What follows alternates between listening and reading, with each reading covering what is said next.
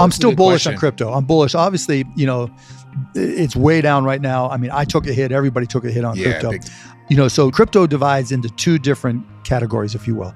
There's store value, which is Bitcoin, right? Bitcoin, I don't care what the maxi say, Bitcoin's worth what somebody will pay for it. You know what the maximum number of Bitcoins out there are going to be, right? 21 million. Mm-hmm. That's it, right? And that's a good thing, but you've got to have people who want to own it and hold it in order for the price to go up. Yeah. And what happened when everybody was buying it, price went up. It's a store of value. It's driven by supply and demand.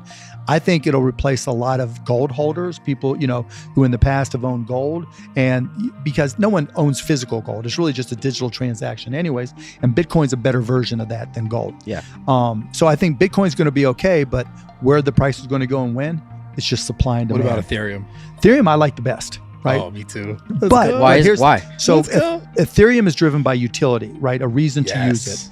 Bitcoin maxis will tell you that there's the Lightning Network, and you can do transfers, money transfers around the world, and that's true, right? But there's a site called cryptofees.info, right? And that tells you how much in transaction fees the network is actually generated. So you know how busy it is and how whether people are paying gas fees for transaction. And you can see on Bitcoin, it's been going down, not up. Yeah. And on Ethereum, it's the same way, but there's millions of dollars worth of transactions that take place there. The issue is what drove the price of Ethereum up is people needed to buy for gas fees for NFTs. Yeah. Mm-hmm. Right. And when everybody was just game over NFTs, and everybody was going nuts over people were minting them, that used gas fees. People were buying them, that used gas fees. People were trading them, that used gas fees. And so that utility is what helped push Ethereum up. Right. Once, the number of NFT transactions started to fall, then there weren't any natural buyers. And then it was the same, play to earn, is not going to work the way it's structured right now. So you need something that's going to be an application. It's like if you think about the early days of the iPhone and mobile computing, and we really didn't know anything about apps, right? And it was just like, okay, well, what apps am I possibly going to use? Then all of a sudden, Instagram's there. Social media. Yeah, social media, bam, right? And now all of a sudden, okay, everybody's going to download Instagram. Every kid's going to download Snapchat. Every kid's going to download TikTok now, right? Yeah. Every kid's going to download even the YouTube app, right? And so that is utility. That forces people to use your iPhone, use the App Store, whatever. It's a great way of looking at it. Yeah. With Ethereum, it's the same type of thing. There's no app where you say, okay, we all got to use it. Yeah.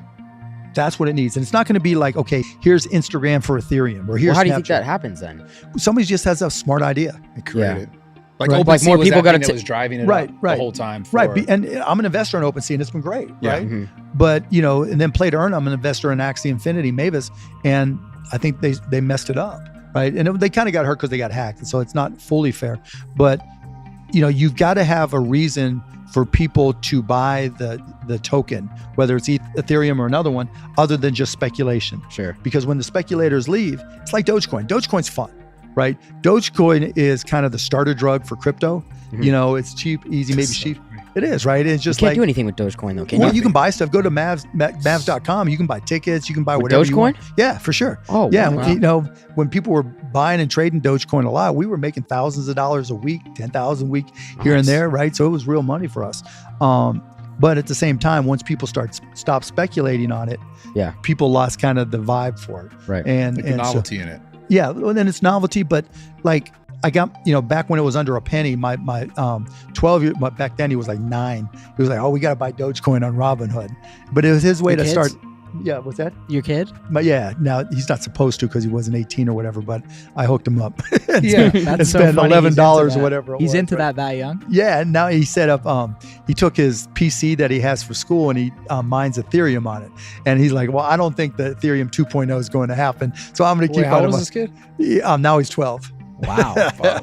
He's got a wizard. Yeah, he's not a crypto wizard, but he knows where the money is. Like that's crazy. These kids growing up like around crypto now. It's totally different. Like for us, it's so new, but for them, it's like that's just all. Is they're that influence from you though, or from? Where does he get that? And his friends too, but me and his friends.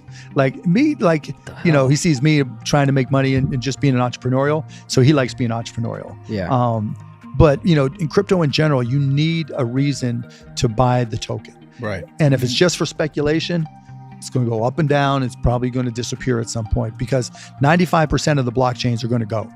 There's just no reason for them to exist. But overall, you think Ethereum, Bitcoin? I think Ethereum and Bitcoin will survive. I just don't know what the price is going to be and when. Right. And I do think with Ethereum, with smart contracts, like the reason I got excited about Ethereum, I went in and I just said, okay, what's all this buzz about an NFT, right? And so I went and put in an NFT, and as I'm setting it up and getting ready to mint one little field said royalties, right? Because when you mint an NFT and you set a royalty percentage, 5, 10, 20, whatever percent, and then it gets resold, you get paid a royalty. Yeah. Right. Mm-hmm. There's nothing else in media that allows you to do that, right? So you guys make money from your selling of products, and I don't know if you do ads or whatever, but you're a platform. But if you wanted to sell, your podcast, you could, but there's just no way really to monetize it after that first sale. Yeah. And for most content, there's no way to monetize. Like you've been in a YouTube game forever, and if it's downloaded or watched and shared, that's it. So like with the Mavs though, like for the Mavs, we did an NFT, but the first thing we asked when we minted an NFT is what's really our value proposition for us and for the consumer. For the Mavs, we wanted to reward people who came to games, and we wanted to reward them even more if they came to a game early. So what I didn't want to do was be in a position where I sold NFTs to somebody, and if the price went down, they were pissed at the Mavs. Why did you want to at the game early? Sorry. Just because more vibe, more energy at a game, right? When you walk into an NBA game and you feel the energy, right? That's why you go to the games instead of watching television. Got it. So we started creating these NFTs, and you can go to mavscollectibles.com, but we gave them for free. So if you go to a Mavs game, get there before the end of the first quarter, scan in your ticket, boom, we're set it up with Live Nation, Ticketmaster, where we create a wallet for you, and that NFT is waiting not long after the game. And then people trade them, buy them, sell them. Some people sell them for more than the price of the ticket.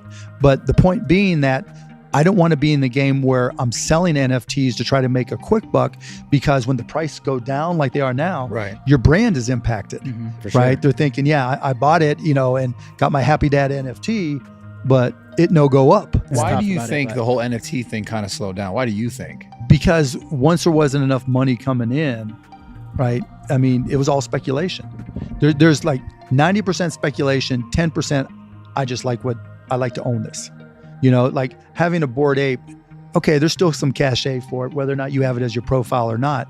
But, at least, hey, I get to say I have a Bored Ape. And so someone will pay some amount for it. I go like on OpenSea or Mintable or wherever, Rarible, and like I'll look every now and then. If there's something that just catches my eye, it's just cool. And I'll buy it. I'm not going to spend thousands of dollars, but I'll spend $10, $20, $50 on an NFT if I think it's good. And if you want to check them out, I actually created a little company. I had somebody come in and code called lazy.com. So if you go to lazy.com, you can just attach your wallet. Lazy.com. Yeah, lazy.com. Great. How'd you get that fucking? I had it for like forever, right? I'm like, what is it? Do I have any URLs? What's lazy.com? It's called lazy.com. So if you have a wallet from like most of the major blockchains and that has NFTs in it, you just go to lazy.com. It takes 2 seconds to set up an account. You connect your wallets. And then, if you want to see my NFTs, you go lazy.com/mcuban. Yeah. And I just put it like in my Instagram profile or put it at the bottoms of emails. That way anybody can look at any of my NFTs and they're all set up there. You can pin some to the top, little profile, all that kind of stuff. And it's free. Yeah. What are your favorite NFTs besides like Bored Apes or like? And besides the Mavs, just random stuff like sci-fi looking stuff and some, just go and check it out. Like I pinned my favorites up there. I like my Mutant Ape, but even more than the high profile ones, it's more just the ones that I look at and go, that's talented, that's creative.